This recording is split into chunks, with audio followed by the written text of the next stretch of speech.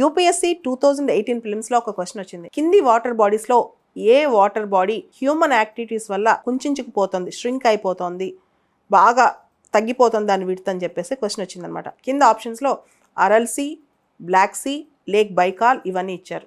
దానికి answer Aral see. ఈ ప్రశ్న అప్పట్లో చాలా ఫేమస్ అయిందనమాట.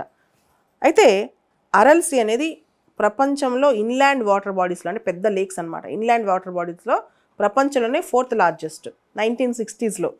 కానీ స్లోగా అది ష్రింక్ అయిపోతూ వచ్చింది హ్యూమన్ యాక్టివిటీస్ వల్ల. దీనికి కారణం అరల్ సీకి 2 రివర్స్ నుంచి వాటర్ వస్తాయి, పైనుంచి కింద నుంచి. ఒకటి నార్త్ నుంచి సిర్ దరియా అనే నది నుంచి, సౌత్ నుంచి అమూర్ దరియా అనే నది నుంచి. అయితే రష్యా, ఇతర సోవియట్ యూనియన్ దేశాలు అప్పట్లోన కజకిస్తాన్, కిర్గిస్తాన్, ఉజ్బెకిస్తాన్, ఈ దేశాలన్నీ కూడా ఈ అరల్ సీ చుట్టుపక్కల చాలా యాక్టివిటీస్, ఇరిగేషన్ ప్రాజెక్ట్స్ స్టార్ట్ చేయడం వల్ల అరల్ సీ రోజుకి ష్రింక్ అవుతూ వచ్చింది. నాసా రీసెంట్గా రిలీజ్ చేసిన డేటా ప్రకారం అసలు అరల్ సీ అనేది సరిగ్గా కనిపించకుండా పోయింది మ్యాప్లో. మొత్తం Aral Sea area 68,000 square kilometres, 68,000 square kilometres మొత్తం అరల్ సీ ఏరియా. నార్త్ నుంచి సౌత్ చూసుకుంటే 270 మైల్స్ ఉంటుంది, వెస్ట్ నుంచి ఈస్ట్ చూసుకుంటే 180 మైల్స్ ఉంటుంది.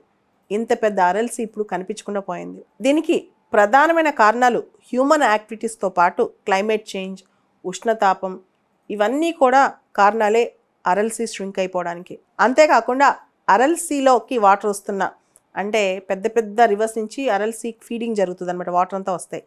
వాటిపైన ఆ రివర్స్ పైన పెద్ద ఇరిగేషన్ ప్రాజెక్ట్స్, ఇతర యాక్టివిటీస్ చేయడం వల్ల కూడా అరల్ సీ కుంచుకుపోయింది.